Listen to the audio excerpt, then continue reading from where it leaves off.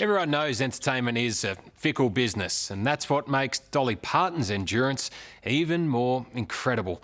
She's been working 9 to 5 now for 53 years, and with record sales of more than 160 million, she is the most successful country artist of all time, helping her build an empire in excess of $500 million.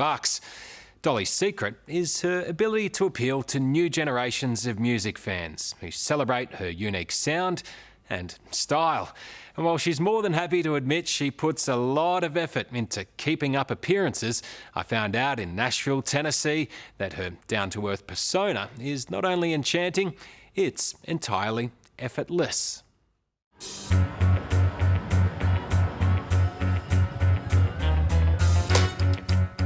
Dolly Parton is famous for two things. Why, hey there, don't you look fancy? That unmistakable voice. Who's taking me to dinner after the show? And her flirtatious personality. Better be you, Tom. And it turns out both of those assets are still as strong as ever. All right, table for two. What a Way to make a living. I've always been a flirt and a tease, I always love to kind of keep that, I'm a very passionate person. But sexiness is as much about sort of how you own your persona and your swagger, and you still got it in spades. I have young boys still whistling at me. I say I'm married, but I ain't dead, and I ain't blind. Ladies and gentlemen, Dolly Parton! Dolly Parton is quite simply an icon. I can't live without you if the love was gone. An unrivaled career in country music spanning 53 years. You just been standing down there looking up my dress ever since I come out here. Here you come again. Collecting a staggering 49 Grammy nominations with 9 wins along the way, while creating her own record label, her own musical 9 to 5, and opening her own theme park, Dollywood. Dolly Incorporated is just like a juggernaut. You're the 6th richest singer in the world. You've smashed the likes of Justin Bieber and Taylor Swift. You're worth $500 million these days. Well, that's what I hear, but I count my blessings more than I count my money. Let's put it that way. I know the Lord giveth and the Lord taketh away, but I'm very grateful that I've been blessed. You're very much on a roll. What about Dolly for president? Can you imagine anything worse than being the head of a country? I think we've had enough boobs in the White House. I don't want to be another one. Dolly's humility is easy to trace back to what were very humble beginnings. Growing up as one of 12 children, all living in a one-room log cabin in East Tennessee. It's where that thick skin and thick accent of hers came from. I was never ashamed of my upbringing. In fact, I'm very proud of all that. We were very poor, but we were rich, as my mama said, in the things that matter, like in kindness and love and understanding. So it just depends on what you call wealth and success. What does being one of 12 children teach you? What does it do, did you say? What does it teach you? What? I'm sorry, it's your accent. You've got such an accent. What did you ask I'll try me? and Americanize it for you. What does it teach you? Oh, what does it teach me? Does that work? I'm sorry. Yeah, I'm not hard of hearing. I'm just hard of listening. Dolly's charm is infectious, and she was always going to be destined for bigger things. Just because I'm blonde, don't think I'm dumb, 'cause this dumb blonde ain't no. And so she set out for the home of country music, Nashville, with her heart set on a music career. But it turns out 2 passions flourished when she arrived. One in the recording studio, and the other starting at a laundromat. It's not often that someone can say their life changed forever at a place called the Wishy Washy Washateria. Well, it did, though. I met my husband, when I first got to Nashville back in 1964. I just graduated from high school. I left 2 boyfriends at home, had no intentions of finding a boyfriend. I just wanted to work on my music. I didn't want no boys, no men, or anybody sidetracking me. So what do? Very first day. We've been married for 53 years. we'll be 54 this coming May, and we get along great. And we've just had a really good marriage. He's independent, so am I. He likes staying home, I like staying gone. Carl Dean is famously reclusive, but they do say, of course, that opposites attract. And Dolly certainly is a contrast to her husband. She has never shied away from being the centre of attention, and he's more than happy to own the fact she's somewhat obsessed with keeping up appearances. You're looking very youthful. What's the secret? Well, thank you for that. I always say good lighting, good makeup, and good doctors. And a good attitude don't hurt any either. You touched on the doctors there. In your book in 1994, you said, I've had nips and tucks and trims and sucks, boobs and waists and butt and such, eyes and chin and back again, pills and peels and other fills, and I'll never graduate. From collagen.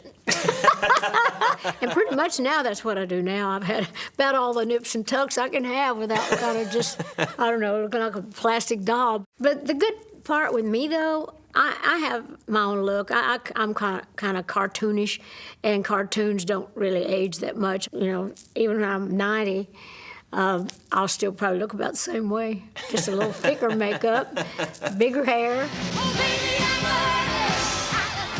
Dolly's unique looks have long been a source of fascination. I'm actually not as big as people think, because I'm a tiny little person. In this interview on 60 Minutes back in 1986, she famously told Mike Munro where to go when he asked a question you'd never get away with these days.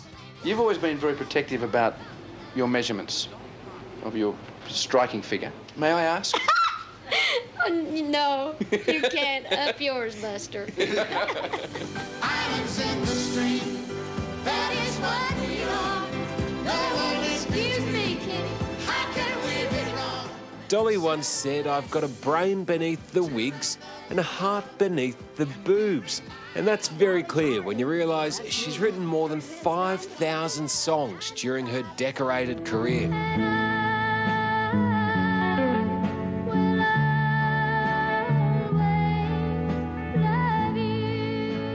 Testament to her work is that generations of musicians have embraced it.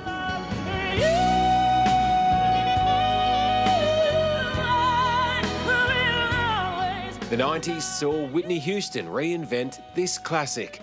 But even nowadays, her songs are still regulars on the radio. Jolene, Jolene, Jolene, Jolene. Well, I'm backing up you, please don't take my man. Jolene, that's one of my favourite karaoke songs, because you've only got to remember one word. People love Jolene. I have had more cuts on that song. More people have recorded that worldwide through the years than any song, far more than I Will Always Love You. Everybody loves to sing Jolene, because it is, like you say, it's just a Jolene, Jolene, Jolene, Jolene. You don't have to work too hard. That's one that I'm really proud of. It's just one of those songs that's going to live forever because it's so easy to sing, and it's just got its own little sound. Jolene, Jolene, Jolene, Jolene. This tribute at last year's Grammy Awards showed just how loved Dolly is today. Performing alongside her goddaughter, Miley Cyrus, Dolly was named the music industry's Person of the Year. Tumble out of bed and I stumble to the kitchen, pour myself a cup of ambition and yawn and stretch and try to come to life. Of course, singing is important to her, but she wants to be known as much, if not more, for her writing and creativity. You've got a pretty unique instrument, Dolly. I do. And when I wrote 9 to 5, I used it because the whole story was about women with their typewriters and everything. And I realized that with my acrylic nails, it sounded like a typewriter. Working 9 to 5, what a way to make a living. This was my real instrument. And when I recorded 9 to 5, I actually played my nails as percussion. Barely getting by, it's all taking and no giving. Just use your mind and you never get the credit. Dolly wrote that song as the theme for the 1980 blockbuster 9 to 5, Hollywood's first unashamedly feminist film. Hold it right there. What? Turn around a second. 4 decades on, the lyrics and the story, which tackle the issue of workplace equality, remain as relevant as ever.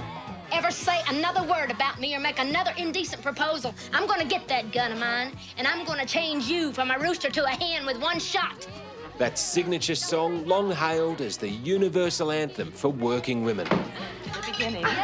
I could relate to all the things that women go through growing up in the business early on as a young girl, having to put up with, with all that. But I was not afraid of men, and I knew how to stand my ground.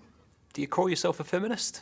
Well, if being feminine is a feminist, I guess I am. Actually, I don't know. I don't like labels. I always say I look like a woman, but I think like a man. And I mean that I can think like a man. And back then, we were just secretaries in a man's world. The movie was so popular, 9 to 5 was reimagined for Broadway 11 years ago. Hey there, Perth. Well, don't you look fancy? Now, the musical sensation is set to hit Australian shores for the first time next month. Woo-hoo! Well, look at all this. And no one is more excited than Dolly herself. You better be there, Tom. After a sell like that, Dolly, how could I resist? Well, I know. She's hoping the show's tour is slightly less eventful than her last visit to Australia, when customs officials held her 2 gigantic tour buses at the border, claiming they didn't meet road regulations. When you were last in Australia, am I right in saying that 2 of your big prized assets, well, they were deemed too big for entry? What? The buses? It's the accent again. Oh, the buses. Oh, my buses, not my bus. That's what Close. you're getting at.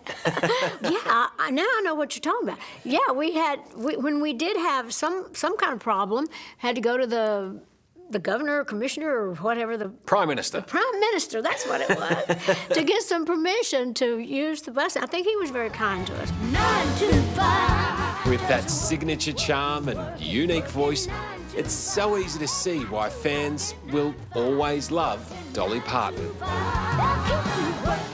A gentleman never asks a woman her age, so perhaps I might ask, what's the retirement age in America? Well, I don't plan to retire. I just turned 74, and I plan to be on the cover of Playboy magazine again. See, I did Playboy magazine years ago. I thought it'd be such a hoot if they'll go for it. I don't know if they will. If I could be on the cover, again when I'm 75. Are you going to whip out that same outfit with Maybe. the bunny ears? I could probably use it. Boobs are still the same. Well, Dolly, I've never finished an interview by saying this, but I'll keep my eyes out for Playboy magazine. Hello, I'm Sarah Abo. Thanks for watching. To keep up with the latest from 60 Minutes Australia, make sure you subscribe to our channel. You can also download the 9Now app for full episodes and other exclusive 60 Minutes content.